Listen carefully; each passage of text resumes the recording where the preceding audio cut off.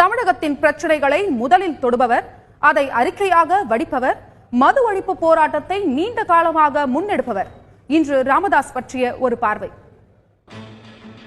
மருத்துவர், அரசியல்வாதி, ஒரு கட்சியின் நிறுவனர் என சில அடையாளங்கள் இவருக்கு இருந்தாலும் தன்னை ஒரு விவசாயி என்று அழைப்பதுதான் தனது விருப்பமாக கொண்டிருப்பவர்தான் டாக்டர் ராமதாஸ்.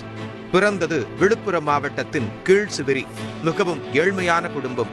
படிப்பில் பணக்காரர். சென்னை மருத்துவக் கல்லூரியில் பயில இடம் கிடைக்க தங்கி படிக்கும் அளவுக்கு பணம் இல்லை. சென்னைக்கு வந்து வடசென்னையில் தனது உறவினர் வீட்டில் தங்கி மருத்துவம் முடித்தார் ராமதாஸ். 1967 வருடம் திண்டிவனம் அரசு மருத்துவமனையில் அரசு மருத்துவராக வேலைக்கு சேர்ந்தார்.